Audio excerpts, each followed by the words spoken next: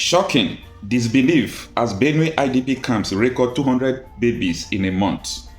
200 babies were delivered, were given birth to in IDP camps, not in the hospitals, not at homes. 200 babies in a month. In other words, the IDP camps in Benue State will record about 2,000 something babies in a year.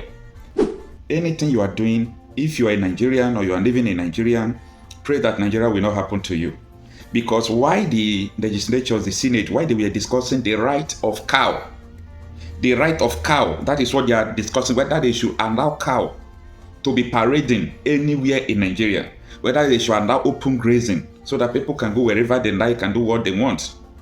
People that insecurity have chased out of their home, bandits have taken so many communities, Boko Haram swap insurgents have sacked so many communities in Benue State and so many other parts of the state. And these people that own these communities, they now put them in IDP camps. It's not as if the governor or the federal government now provided a very good shelter for them. It's not that this IDP camp is a very fine place where government built for them, for the homeless people. It's not their fault that the insecurity situation in the country is so bad and they were forced out of their home. And now they were left to their destiny in IDP camp and they are giving birth to babies there. This is so unfortunate. And what interests federal government is, to embezzle the money they said they have removed for fuel subsidy and so on and so forth. And the nation is calm. Nigeria is supposed to, I don't really know. Nigeria is a country that don't even suppose to exist for 1 week or even 2 days with the rate of things going on in Nigeria. Now, Vanguard is reporting. It reads, shock, disbelief as Benue IDPs camps records 200 babies in a month. There is no gain in saying that Benue State is currently the hub of internally displaced persons IDPs in the country with about 17 or more IDPs camp housing 1.5 million IDPs, including those sheltering in the host communities. The state is no doubt facing a herculean task catering the needs of these persons of concerns. The IDPs were forced out of their ancestral homes following the repeated attacks and siege by armed herdsmen who are bent on defying the extant grazing law in the state. These people were forced out of their ancestral homes. You see, I don't know, the world turned eyes away from everything happening in Africa, unless they have interest in what is happening in Africa. How many IDPs do we have in Gaza? But the whole world is talking about Gaza. The whole world, we talk about Yemen. But just in Nigeria, people are dying silently. Many communities have been sacked by the bandits.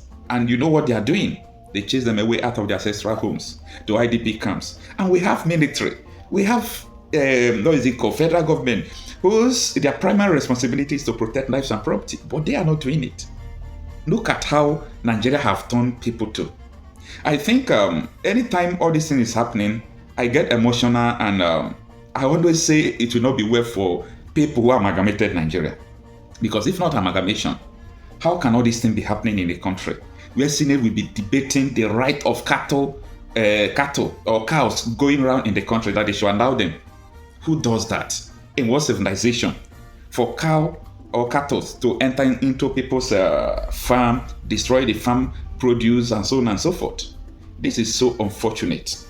Now, it reads, from Guma to Agota, Gwara West, Kwande, Makode, Ndogo, Apa, just naming names of cities and local governments. It is all tales of woes as the rural Benue farmers, who were known for their prowess in food production, have vacated their ancestral homes and taken refuge in IDP camps.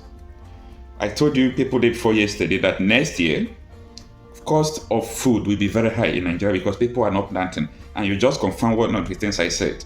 People who were known for, producing food, agriculture, farming, doing all those things for the nation, they are no longer farming.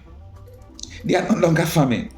And people are still coming out to say that Nigeria, our diversity is our strength. Our diversity is not our strength. Our diversity can never be our strength. Our diversity is killing us. Those who amalgamated Nigeria are the causes of everything going on in Nigeria. History has demonstrated that people who don't have the same ideology are not meant to live together. I read the history of Europe. So many countries of the European won, but they have to divide for peace to reign. They have fought so many battles. Some of the battles they even call World War was internal issues. So when you look at countries like Germany, Holland, Austria, Belgium, all these countries are Dutch countries. They speak one language, but they can't stay together because there are some things, little differences among them. That is why I don't support Nigeria being together. There is no day, even though I'm sleeping, you wake me up, I will never support Nigeria being together because I know it was a grave mistake for this amalgamation of Nigeria to happen.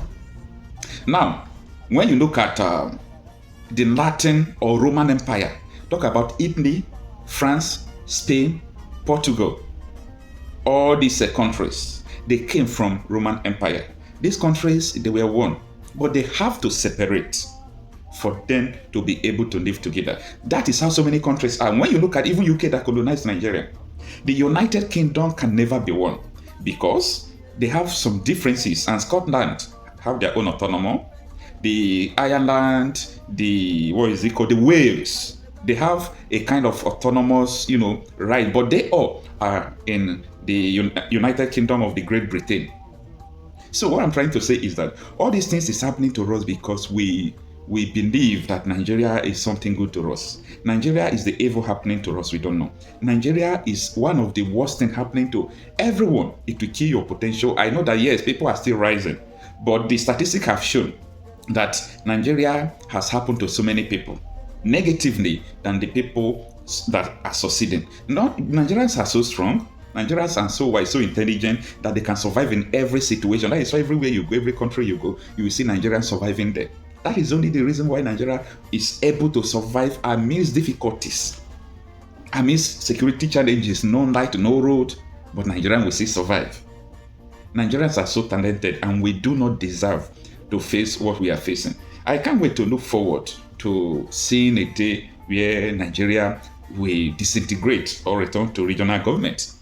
Now, the next paragraph, say, given the rare condition in the camps, the IDPs are faced with the challenges of inadequate food and drug supply, including insufficient sleeping space and other challenges that makes life unbearable for them.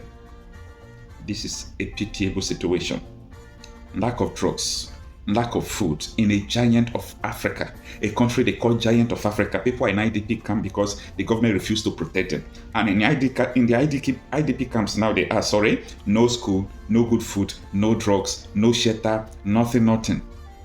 Sometimes I'll be asking God, why Nigeria? And that boils down to the issue of religious sentiment. Why Nigeria should do away with religion and face the reality. Because we are being brainwashed by a religion that when we suffer all these things we enjoy in heaven. That is one of the greatest scams I've ever received in my life. While growing up, I had the mentality that heaven, if you suffer in this life, you enjoy in heaven. That is not true, and that is not God's promises for you. So, this is so unfortunate.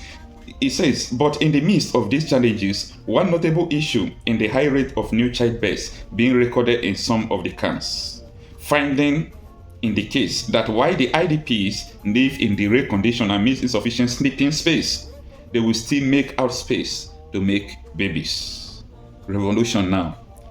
Only revolution can save Nigeria from all this mess.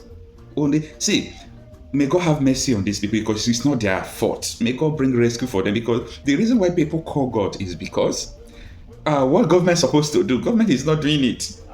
So when you look at other nations who are developed, they call God less, they pray less. Nigeria, who are one of the most prayerful nations, look at where we are today.